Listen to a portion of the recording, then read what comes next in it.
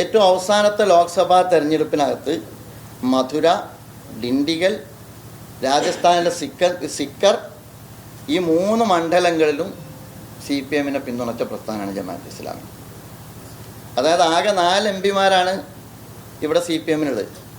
ആ 4 MP-മാരിൽ 3 MP-മാരും ജമാഅത്തെ ഇസ്ലാമിയുടെ പിന്തുണയോടുകൂടി ജയിക്കുകയും ജമാഅത്തെ ഇസ്ലാമിയോട് അതിനോടുള്ള കടപ്പാട് തിരിച്ച് രേഖപ്പെടുത്തുകയും ചെയ്തവരാണ്.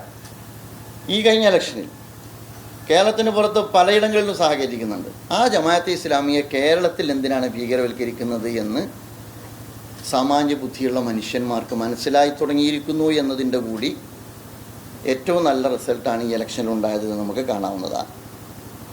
അതേസമയം ബഹുമാന്യനായ മുഖ്യമന്ത്രി കേരളത്തിൽ ഇവിടെ കോഴിക്കോട് വന്നപ്പോൾ അദ്ദേഹം പത്രസമ്മേളനത്തിൽ പറഞ്ഞു, ജമാഅത്തെ ഇസ്ലാമിയുമായി ബന്ധപ്പെട്ട യാതൊരു ബന്ധവും ഉണ്ടായിരുന്നില്ല എന്ന് പറഞ്ഞ മുഖ്യമന്ത്രി ഒരു ഘട്ടത്തിൽ, നിങ്ങളെല്ലാവരും കൂടിയും ചോദിച്ചപ്പോഴാണെന്നാണ് തോന്നുന്നത്, ജമാഅത്തെ ഇസ്ലാമിയുമായി ബന്ധപ്പെട്ട ചർച്ച അദ്ദേഹം സ്ഥിരീകരിച്ചു. അതൊരു സ്റ്റെപ്പാണ്. ജമാഅത്തെ ഇസ്ലാമിയുമായി ബന്ധപ്പെട്ട ചർച്ച സ്ഥിരീകരിച്ചു എന്നതിന് ശേഷം അദ്ദേഹം പറഞ്ഞ ചില ഡയലോഗ്സ് ഉണ്ട്. അവരാവശ്യപ്പെട്ടിട്ടാണ് ഞാൻ സംസാരത്തിന് അവസരമൊരുക്കിയത്. അതോടൊപ്പം തന്നെ അവർ വന്നത് AKG സെൻറ്ററിലാണ്. അവർ വർഗീയ പ്രസ്ഥാനമാണ് എന്ന് മനസ്സിലാക്കിക്കൊണ്ട് തന്നെയാണ് അവരുമായി സംസാരിച്ചത്. പറയേണ്ടത് ഞങ്ങൾ മുഖത്ത് നോക്കി പറയും കേട്ടോ എന്നും കൂടി അദ്ദേഹം പറഞ്ഞു. അവർക്ക് ഗുഡ് സർട്ടിഫിക്കറ്റ് നൽകാനൊന്നുമല്ല ഞങ്ങൾ അവരുമായി സംസാരിച്ചത്.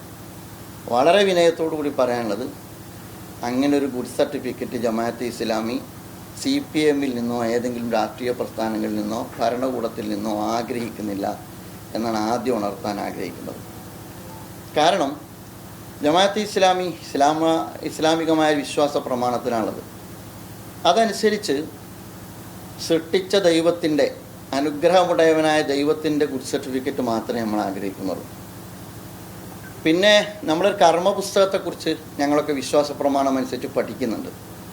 നമ്മുടെ എല്ലാ കർമ്മങ്ങളും രേഖപ്പെടുത്തപ്പെടുന്ന, സുഹൃതങ്ങളും രേഖപ്പെടുത്തും, അതുപോലെ തന്നെ ജീവിതത്തിൽ സംഭവിക്കുന്ന തിന്മകളും രേഖപ്പെടുത്തും. കർമ്മപുസ്തകം, ആ പുസ്തകത്തിലെ ഗുഡ് ബുക്കിൽ കയറാനാണ് ജമാഅത്തെ ഇസ്ലാമി ആഗ്രഹിക്കുന്നത്. അതുകൊണ്ട് അത്തരം ഒരു ഗുഡ് സർട്ടിഫിക്കറ്റും അത്തരം ഒരു ഗുഡ് ബുക്കും ആഗ്രഹിക്കുന്ന ജമാഅത്തെ ഇസ്ലാമിയെ സംബന്ധിച്ചിടത്തോളം CPIM-ൻ്റെ ഗുഡ് സർട്ടിഫിക്കറ്റും CPIM-ൻ്റെ ഗുഡ് ബുക്ക് നമ്മൾ, CPIM-ൻ്റെ എന്നല്ല, ഒരു വിഭാഗത്തിൻ്റെയും ഗുഡ് ബുക്ക് നമ്മൾ ആഗ്രഹിക്കുന്നില്ല.